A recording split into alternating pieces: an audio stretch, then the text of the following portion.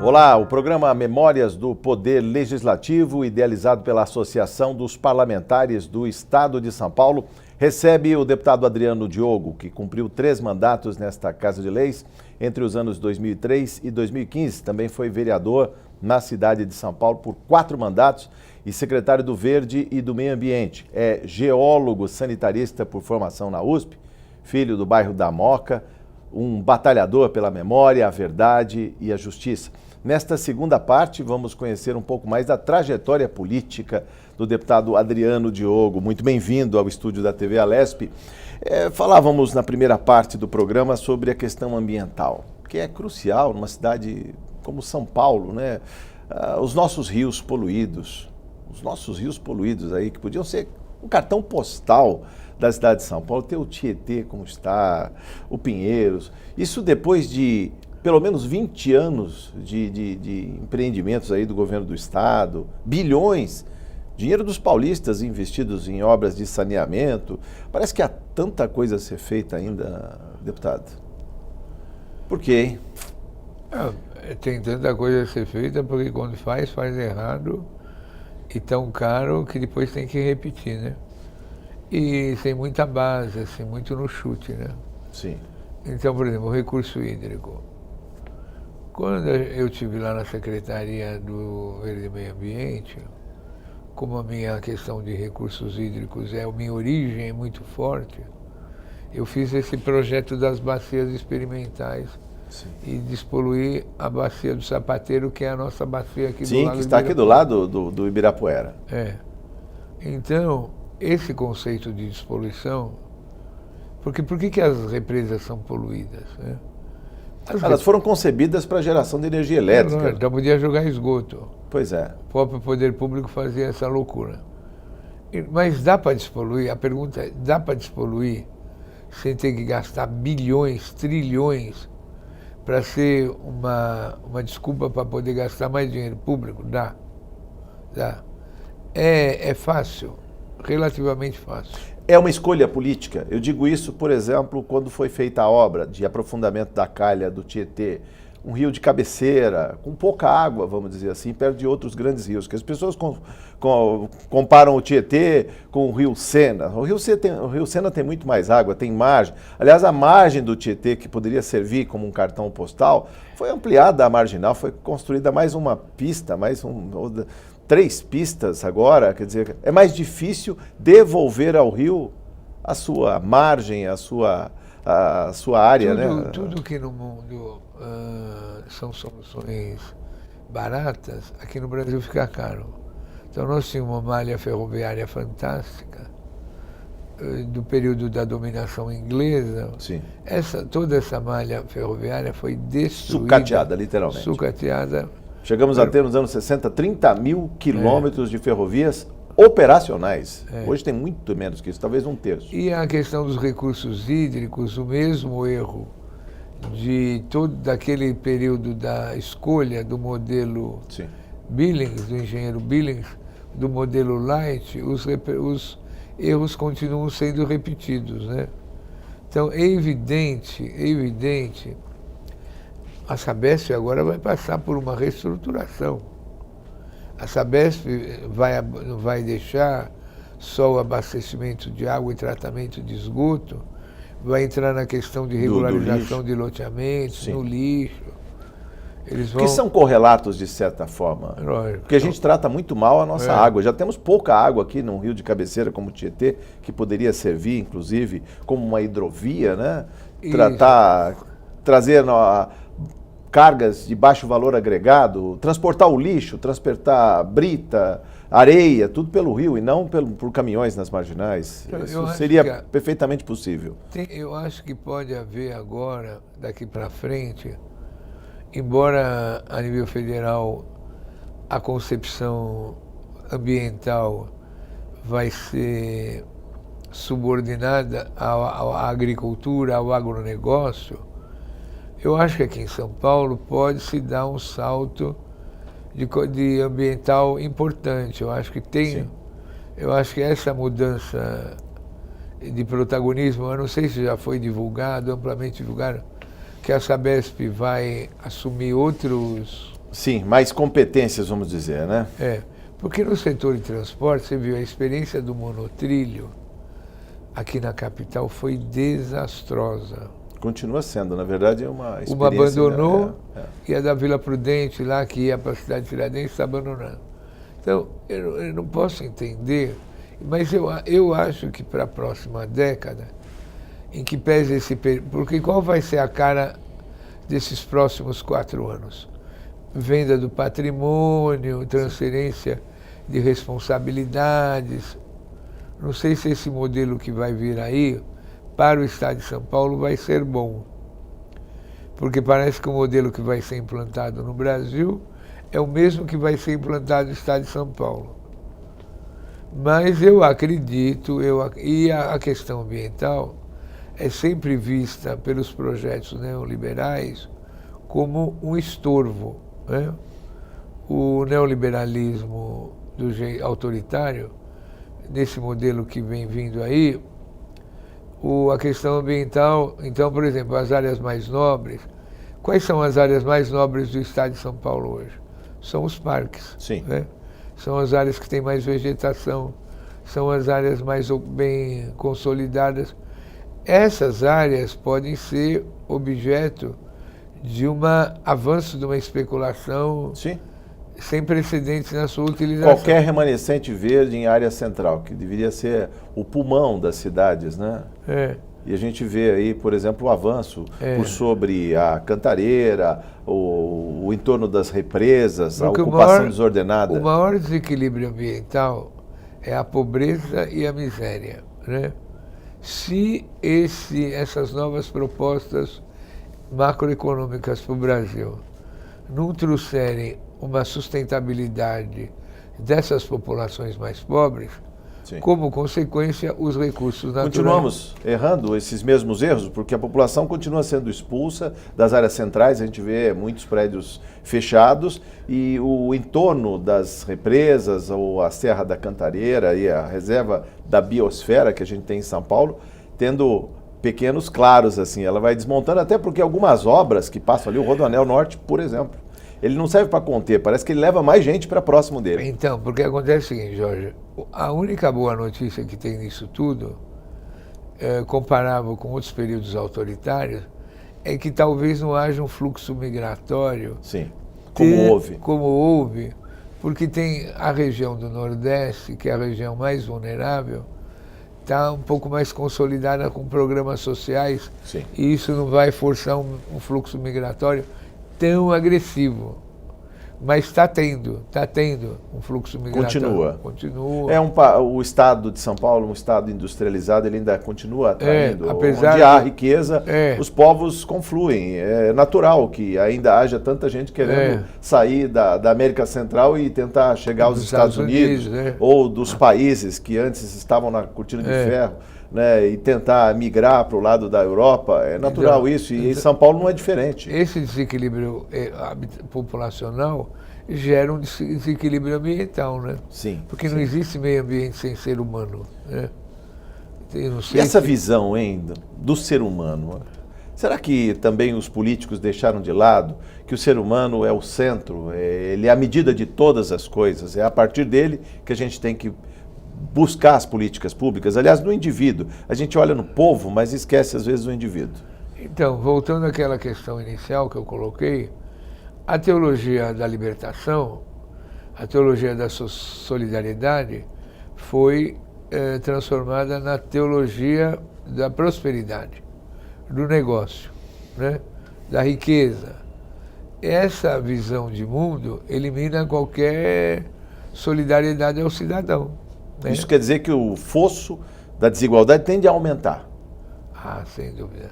Se prevalecer esse modelo do salve-se quem puder, né?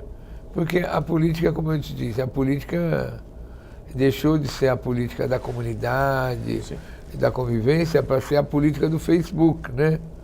A política do WhatsApp. Então, é uma comunicação mais rápida, indireta e mais impessoal. Só que é um volume enorme de informação que chega a todo momento e não permite que o cidadão faça a devida reflexão, a devida leitura. E não é baseado na solidariedade, não é baseado.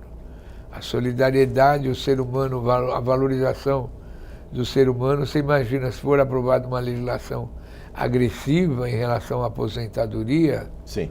né? Porque já começou com a revisão de todos os processos de pessoas que estavam aposentadas por invalidez, que essas pessoas foram desaposentadas, né? Então você já começa a andar pelas ruas e vê um fenômeno de pessoas idosas morando ao relento, que perderam o seu quartinho, perderam o seu direito de pagar aluguel, perderam o seu plano de saúde, voltando para a sobrevivência, né? Isso é o indicador mais cruel de uma sociedade desumana, né? E aquela questão que o desenvolvimento seria o remédio para tudo isso, o crescimento econômico, o emprego, isso tudo se perdeu? Não, quando essa é dosado, né? O crescimento econômico vem na melhoria das condições de vida do cidadão, aí dá um certo equilíbrio, porque parte da riqueza vem para o cidadão, isso é verdade. Agora, quando a riqueza fica concentrada, como o Estado é visto como uma fonte de riqueza e todas as propriedades, o potencial de exploração do Estado é transferido só para os grupos econômicos, Que capturam, repasse, né? Esse é o estado patrimonial, deputado Adriano Diogo. É o estado de que as pessoas, alguns grupos são donos. Por isso que eu digo, viu, Jorge, nós estamos encerrando um ciclo virtuoso. E o ciclo virtuoso não é só por causa do ciclo do PT. Todo o ciclo de 1985 a 1988 até 2016 ou 2018 significou o ciclo virtuoso do humanismo, da redistribuição de renda, do ser humano, né?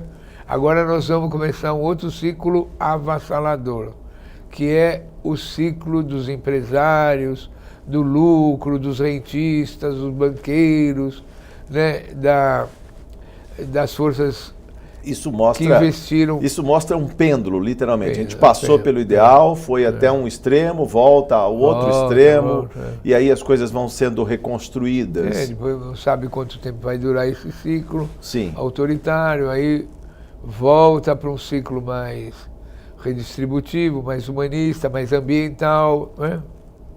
Agora, como diz o professor Vladimir Safatli, ou seja, a história não é uma linha reta, né? Ela tem zigue-zagues, né? Muitos vai e voltas. Aqui na cidade de São Paulo, onde nós estamos gravando esse programa, o ciclo é 4 anos de inclusão, 8 anos de exclusão. 4 anos.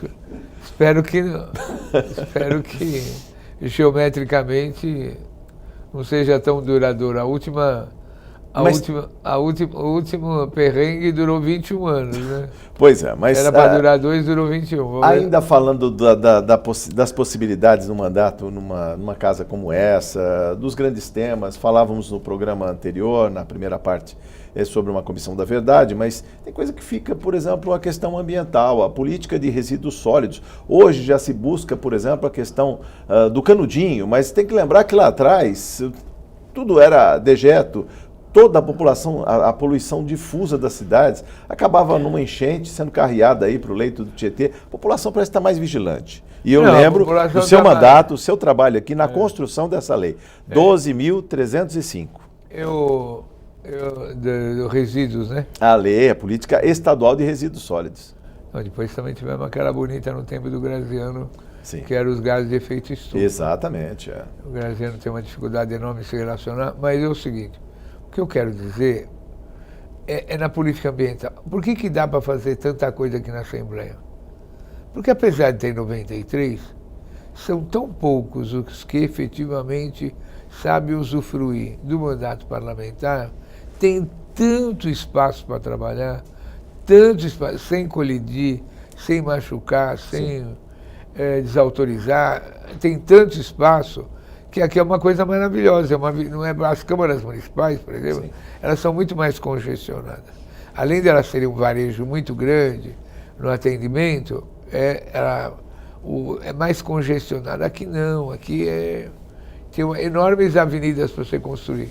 E a política ambiental aqui são poucos os que têm essa origem, então dá para construir bem uma política, porque a política ambiental é o socialismo do século XXI, né? O equilíbrio das forças da natureza, incluindo os seres humanos, porque tem gente que acha que dá para fazer ambientalismo sem ser humano, né? Ambientalismo hemisfério norte, Sim. Ambientalismo suíço, austríaco, né? Dinamarquês, não. O ambientalismo do hemisfério sul é com o ser humano. Se esse ser humano tiver... Não adianta fazer pauta vegana, sem levar em consideração o ser humano, entendeu? Então, essa é a questão fundamental. O equilíbrio da natureza depende desse ser humano estar bem equilibrado. Se esse ser humano... E a gente tem feito esse cuidado com a natureza, eu digo, eu estou provocando também o geólogo, por exemplo, quando faz uma lei lá dos geyseritos de Anhembi, quem traz uma pauta como essa para essa casa? É claro que essa avenida está aí, aberta para essa discussão, mas quem traz os grandes temas para essa casa, deputado Adriano Diogo? Quem traz a discussão dos grandes temas é a universidade. Por exemplo, o Estado de São Paulo, qual é o grande polo de turismo do Piauí? São aquele parque das cavernas rupestres lá. Sim. O Estado de São Paulo é um lugar que, se quisesse viver só do turismo ambiental ecológico, sim, né? Nós temos desde as cavernas do Vale do Ribeira, nós temos a formação do aquífero Guarani, onde ele dá todinha no Arenito Botucatu, no deserto que vai de Botucatu para Ribeirão Preto. Sim. Né? Aquelas coisas da Castelo Branco, sim, aquelas coisas estranhas. Aquelas paisagens maravilhosas ali. Daqueles desertos, né? Parecem... Corumbataí. E tem a parte dos basaltos, né? Sim. Do derrame basáltico. Tem aquela beleza do Rio Paraná, tem aquela região de Franca, belíssima. O Paranapanema, podia falar o sul, o Tietê, as águas também ali na região de Itapeva.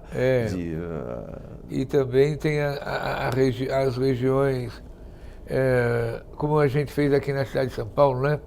Aquela cratera de Colônia lá. Sim, a Colônia. Da queda do meteorito. Sim. Então, se você vai agregando valor, que nem Itu, né? Que tem os Varvitos de Itu, sim, o Parque dos Varvitos.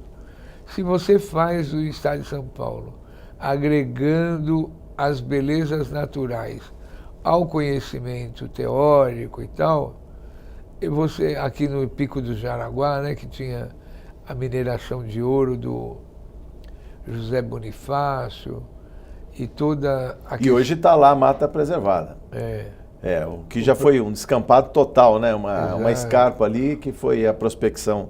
E a natureza se reconstruiu. Então, essa história dos geyseritos, essa história veio uma proposta lá da USP, né? Porque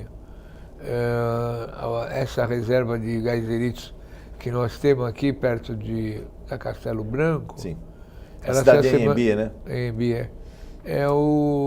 se assemelha ao Yellowstone, né? Aqueles geyseritos. Tudo podia ser, digamos assim, foco de exploração sustentável para o turismo, inclusive para a manutenção das pessoas que estão lá, para a valorização desse ser que está ali vizinho. O próprio aquífero Guarani, né? Sim, o aquífero Guarani. As pessoas não sabem nem o que é, de onde vem. Um oceano de água doce embaixo dos nossos pés aqui. Aliás, a gente tem a responsabilidade de não poluí-lo, né? A gente vê aí a extração de água sem nenhuma cautela, a irrigação de canavial com água da melhor qualidade, que é aí o aquífero Guarani, que podia abastecer, matar a sede da população paulista nas cidades. Deputado Adriano Diogo, o que falar desse bom tempo de trabalho aqui nessa casa, os sucessivos mandatos, uma boa memória que ficou antes de mais nada. Já estamos caminhando já para o final do nosso programa, mas é importante falar dessa memória política, essa que é passada. A Assembleia Legislativa é um lugar maravilhoso para se trabalhar, né? Corpo estável, da Assembleia, das pessoas concursadas. É um nível fantástico de bom. E todo o pessoal das áreas... Eu sempre digo, né, que a TV Assembleia era uma coisa tão importante, no período que eu passei aqui, que eu era como se fosse integrante da TV Assembleia, né? Aqui é tudo de bom, a Assembleia Legislativa, e mesmo a convivência com os outros partidos. Sim. Sempre uma convivência de alto nível, né? Uma coisa... Agora, deputado Adriano Diogo, o que se fala também é que, de alguma maneira, o debate foi esterilizado. As discussões aconteciam no Colégio de Líderes, a pauta já vinha, de alguma maneira, pré-determinada, praticamente não há grandes debates no plenário. Eu acho que no seu primeiro mandato aqui em 2003, né, a eleição foi em 2002, 2003, ainda se tinha muito deputado debatendo na tribuna desta Casa de Leis, coisa que hoje não é tão comum. O bom debate das ideias. Isso se perdeu? Bom debate tinha bons debatedores, né? Sim. Se você for pegando da formação do PT. Quando o PT começou aqui, tinha Geraldinho Siqueira, que era do MDB, Suplicy, né? Depois é que começa a formar o PT propriamente dito a partir de 1983.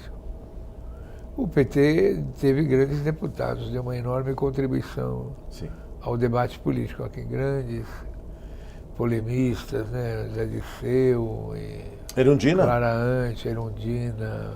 Sim. O que falar da questão da política para essa nova geração que está aí? Temos deputados que estão chegando, muito jovens ainda. Façam política da hora que acordar, a hora de vai dormir. Façam política. Estudem, acima de tudo, trabalhem, mas façam política. Né? Não precisa ser político profissional, não.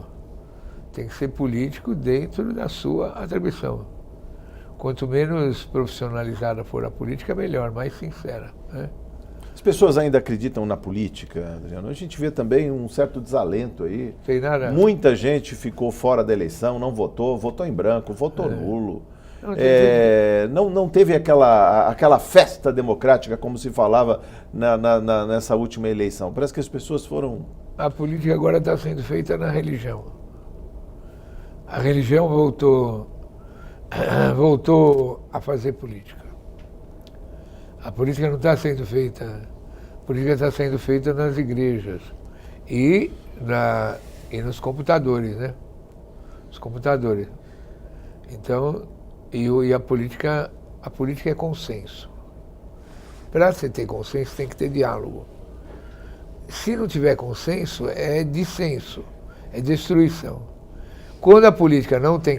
A política é a construção dos consensos possíveis. Sim. A humanidade só avança dentro de pequenos consensos que as diferentes formas de interpretação de mundo geram. E dá para fazer isso via inteligência artificial, algoritmos? Isso aí, se não houver o debate, não existe a política. Ela foi literalmente esterilizada, vamos dizer assim. Não tem. E, sem contar que, por conta das redes sociais, você só se comunica, só dialoga com o seu igual, né? O contrário, o contraditório já não existe mais, ele foi banido. Então a pessoa se enche de razão com pouquíssimo conhecimento. E com muito autoritarismo, né? Sim. Isso tende a mudar a forma como as pessoas pensam, inclusive a política precisa ser repensada. O tempo todo ela também tem que ser repaginada, porque não dá. Você conhece país que não tem água, mas você não conhece país que não tenha político. A política tem, em qualquer lugar tem política. Na escola tem política, no trabalho tem política. O problema agora é política de partido único, né?